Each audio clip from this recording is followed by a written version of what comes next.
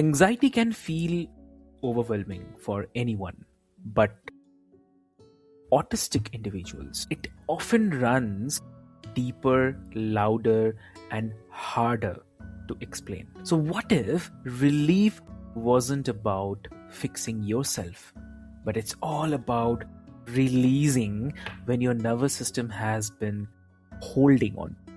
And today's conversation explores an unconventional, deeply personal path to calm. So, before we begin, a quick disclaimer, dear listeners. Just I want to share, like, Lawrence is a hypnotist, not a doctor, and everything shared today reflects his personal experience and the professional opinion, and it's definitely not a medical advice. Please consult a qualified healthcare professional before making any medical or, I would say, lifestyle changes, right? So, hey, dear listeners, welcome back to another powerful episode of Mind Meets Machine. I'm your host, Avik, and today I'm joined by a lovely guest, Lawrence Bartley. So, welcome to the show. Thank you very much for having me. It's wonderful to be here, Avik. Amazing, amazing. So, dear listeners, before we delve deep into our discussion today, I would quickly love to introduce you with Lawrence. So, Lawrence is also known as the Autistic Hypnotist. So, he is a hypnotherapist who specializes in helping autistic people reduce the anxiety informed by his own lived experience as an autistic person who overcame severe anxiety through hypnosis. So, we are talking about hypnotherapy, autism, and anxiety, what actually helps, what doesn't, and how regulation can feel possible again. So, why to wait? Let's get started. Welcome to the show again. Okay, great to be here. So, as you mentioned, my name is Lawrence Bartley. So, my own personal story with anxiety is that back when I was 15, 16 in school, I always had a bit of anxiety, but during those teenage years, it just spiked to an extreme level that stayed with me for several years. I did all the usual things. I tried meditation. I went to Reiki sessions. I tried therapy, but none of it really worked for me. I went to a hypnotist. Well, I actually went to a hypnosis training. And during the hypnosis training, worked with a professional hypnotist, and the anxiety, I could physically feel it release from my nervous system, melt out of my body, and then it just disappeared. All those situations that used to give me anxiety, like going into college, I used to have an incredible amount of tension inside my body, particularly in my stomach and my throat. I had a lot of anxiety-induced headaches that just seemingly disappeared, and I could walk back in through that college hallways, and I just felt normal, just a sense of normal that had not been there before. Exactly. So, I mean, before you became a practitioner, you were someone living with the anxiety for the years, like I mentioned before. So, I'm very curious, like, how did anxiety actually show up in your body and the daily life back then? So, if you can share. Yeah, so anxiety, everybody feels anxiety a little differently. But for me, it was always severe tension in my stomach, tension in my chest, in my throat, anxiety-based headaches. You could wake up and just feel a sense of dread coming into my body. It was just an awful lot of just really horrible negative sensations inside of my body that I felt. But then after the hypnotherapy session, the physical feelings started to just break apart. And I could feel them all start to release. And after the hypnotherapy session was done, I actually felt this weird flood of just warmth just throughout my entire body. And then, like I said, all the places that used to go and give me anxiety, like being in college, just started to disappear. Okay. So, like, and obviously, thank you so much for, naming that so clearly, because it's very important, because many autistic listeners recognize the symptoms, but not always the source. Right. So that is also something which is, I feel, very important. And I thought I shall start with this. And when we talk about the autistic people, I believe, autistic people and the anxiety. So I believe that there are misconceptions also. Like, one thing I hear often, that autistic anxiety is something that you just have to live with. Like, from your perspective, I mean, if you can share, like, what is the biggest misconception about anxiety in autistic people? Well, I think you just mentioned it, that you just have to live with it. I don't believe that anymore. I don't Mm, believe that anybody autistic or neurotypical has to live with anxiety anymore. I mean, if you think about it, babies when they're born, they don't have anxiety. correct. Anxiety is something that just I believe it gets wired in, and I think that if you can learn anxiety, because I think it is something that your body ends up learning as a means to protect you, although not a very effective means. I believe that if your body can learn it, it can also unlearn it. So I believe that everybody who has anxiety can release all those negative feelings that cause the anxiety to happen, all that bottled down anger, fear, guilt, shame, because that's where anxiety comes from. All sorts of negative emotions that we've just been repressing inside of ourselves. And you release all those emotions, then your brain just doesn't need anxiety anymore. All that negative emotions have just been drained out of your system. Okay. So, I mean, how does that belief affect the way people seek help or give up too early? Well, if you don't believe you can be healed, I know a lot of people who they just sort of give up on themselves because if Mm, they don't see a solution where they can get help, and they're not going to start seeking other solutions. So I think it's incredibly important that people believe that there is actual hope for them, because if you think something's impossible, you will make it impossible for yourself. got it. Understood. So that means, obviously, it reframes the anxiety from being a permanent trait to Yeah, something changeable. So, I yeah. mean, also, let's talk about the traditional approaches. I mean, why those traditional approaches don't always land. So the traditional approach is usually cognitive behavioral therapy, which I did. I was in therapy for several years, but it just never worked for me. In my Okay. perspective, I don't think that talking about feelings is not always useful to actually getting rid of feelings, to actually releasing them. Obviously, for some people, traditional therapy does help, obviously, or it would not be around. But I don't think it's as effective as something like hypnosis, which just goes straight into the emotions that cause the anxiety that were there in the first place. Because I mean, there's a lot of people who've been in therapy for several years, and if you're in therapy for several years, I'm afraid it's not actually working. So Got it. yeah. Got it.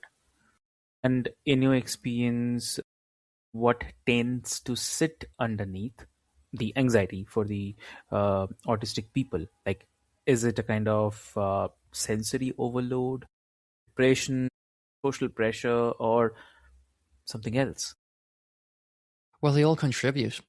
I mean, if you look at actually the statistics, it's about half of autistic people have some form of anxiety. Half of them. You compare that to neurotypical people, it's maybe 10%. Like Hmm. it's a massive difference. And like you said, sensory overload. As an autistic person, I still have. I can have sensory overload with Hmm. certain situations. I can remember at one time my sister used to start playing saxophone, but for some reason it just triggered something in my brain. I couldn't stand it, and people could start complaining that it could not be that bad for me. And it's like, no, you don't get it. It really is that bad for me. So sensory overload, people not understanding them. There's also a social problem as well, because one of the traits of autistic people is we're not the best at picking up on social cues, unfortunately. Hmm. And if you can't pick up on social cues, both positive and negative social cues as well, if you can't pick up on negative social cues, people can get angry at you.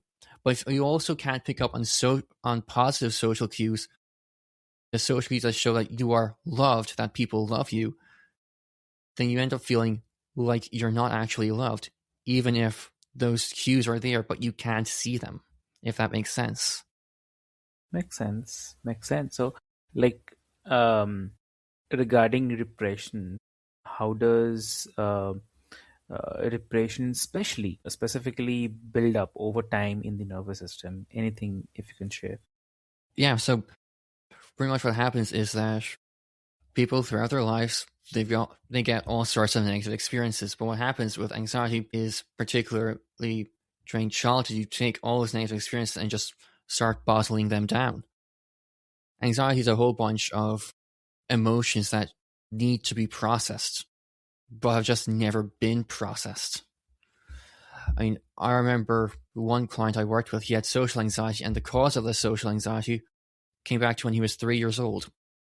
His parents took him to a beach, but they needed to get something from the car, so they both left to get the thing from the car. And he remembers being 3 years old on the beach, all alone, his parents walking away, and he just felt alone. He felt abandoned. And it caused a social anxiety that I must always be liked, I must never be disliked, so that I can never experience that sense of abandonment again. Even though his parents, they were back after 15 minutes, they just needed to get something from the car, but his 3-year-old brain couldn't understand that at the time. So all that fear and terror of feeling abandoned, it gets bottled down into the nervous system. And then if you have social anxiety, usually you can start to build up a sense of bitterness as well, and anger, because if you have social anxiety, you have needs, but the needs are not being fulfilled. Because if you say you have needs out loud, there's a risk that people will reject you. And social anxiety is all about, I must never be rejected ever again. So there's also a whole bunch of anger that can get bottled down as well. And it all needs to be processed. And hypnosis is a tool that can help people process all of those bottled down emotions, so you can release them, so you can get rid of the anxiety and feel stable and normal and confident even. That's true. That's definitely true.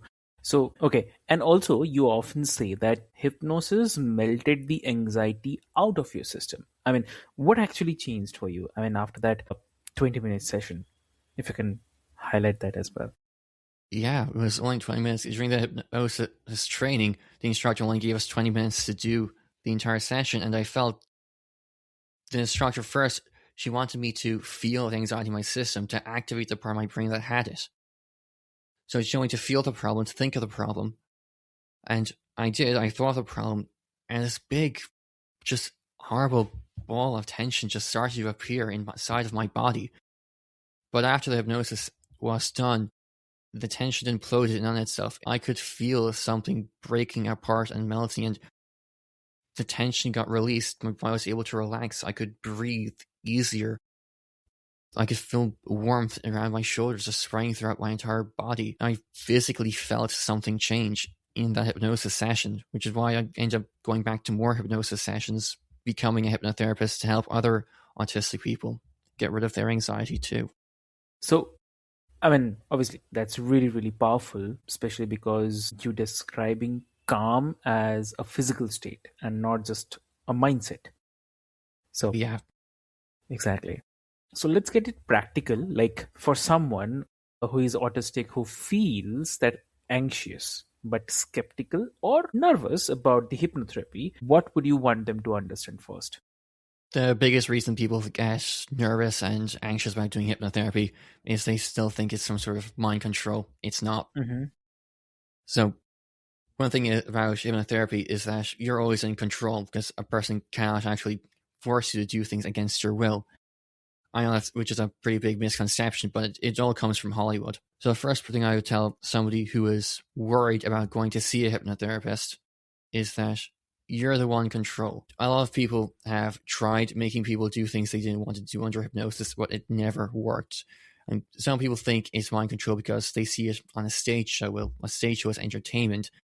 And quite frankly, if you get enough people in a room, some people are just comfortable acting strange in front of other people, especially when you give them the excuse, oh, it's not me acting weird, like, I don't know, riding a giraffe or something, whatever stage hypnosis decides to have them do. No, it's not me, it's because I was hypnotized. So, Okay. well, a big misconception is definitely that hypnosis is mind control. It's not. You can't control another person's mind. The only mind you can control is really your own. Exactly. And what does the safe and respectful hypnotherapy experience look like for the autistic clients? So every hypnotist does it a little differently. What I like to do is I like to start people off with a whole bunch of neurological exercises. It gets the body involved. Usually it's just just tapping on certain parts of the body. If anybody's familiar with EFT, emotional freedom technique, then they might recognize the tapping sequence as being EFT. And the reason I do that is because there's two real types of hypnosis.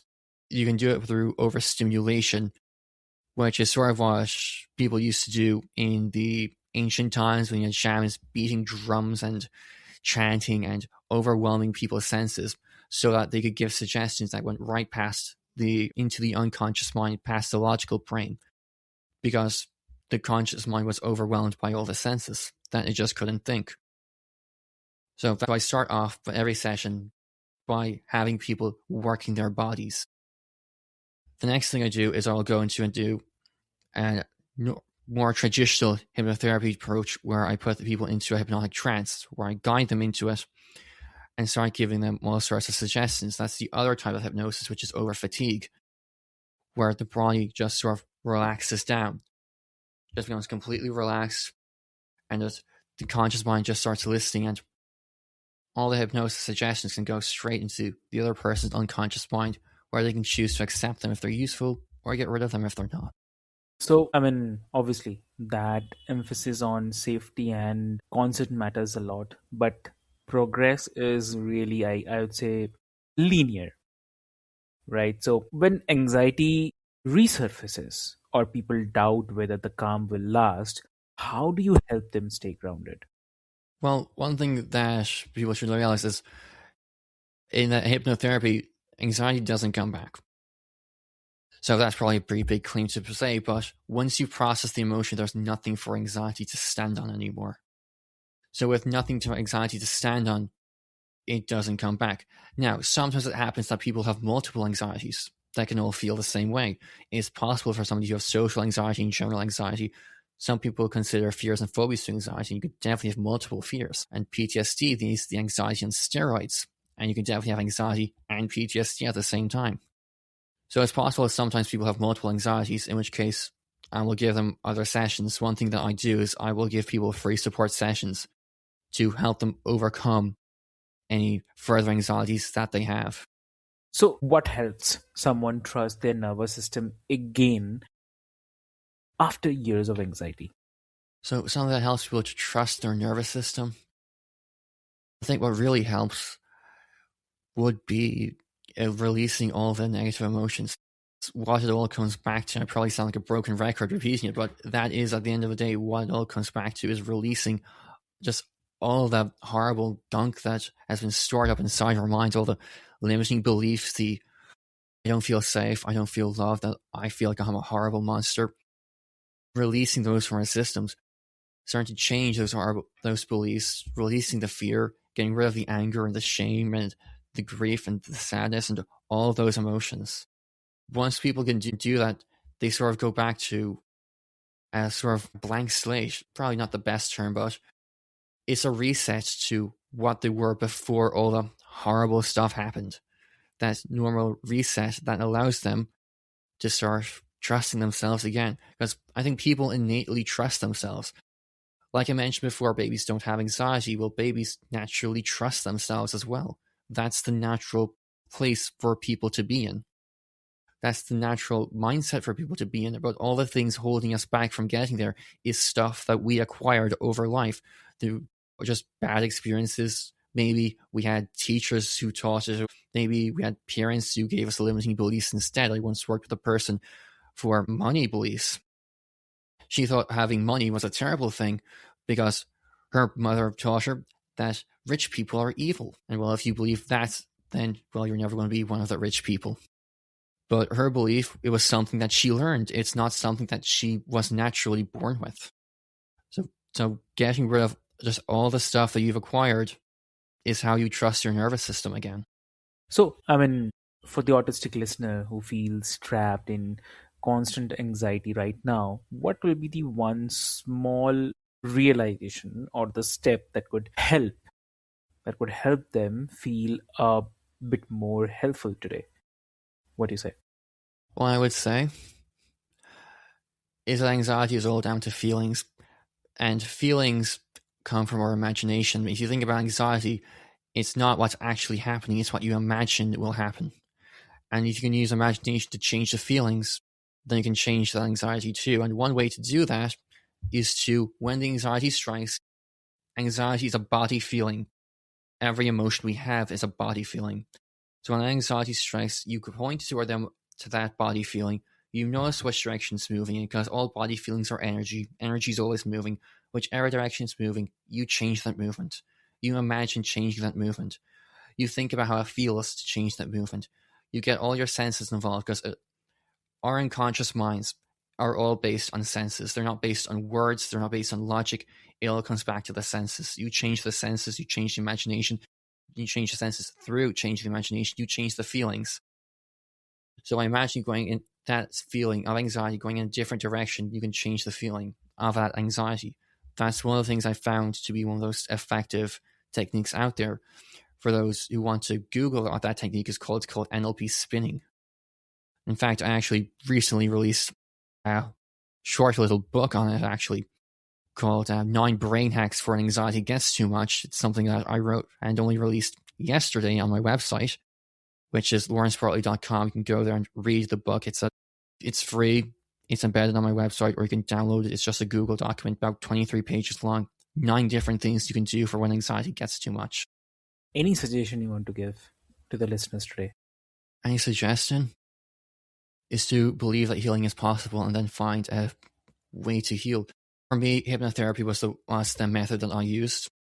Some people might find traditional therapy helpful. I didn't. I know a lot of people don't, especially if they've been in it for years, but some people do. But if you have anxiety can leave.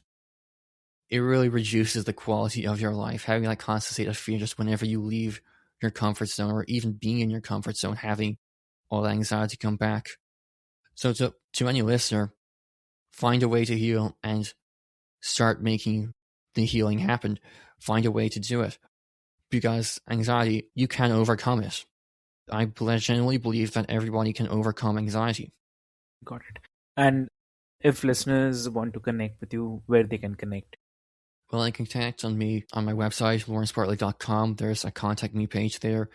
They can join my email newsletter. I call it the Labyrinth newsletter, because I like to imagine it's going deep into a labyrinth and slaying all the monsters within ourselves. And they can connect with me on the social media, X, formerly known as Twitter, the Autistic Hypnotist at @Lore_Bartley. Those are the main places where they can connect with me.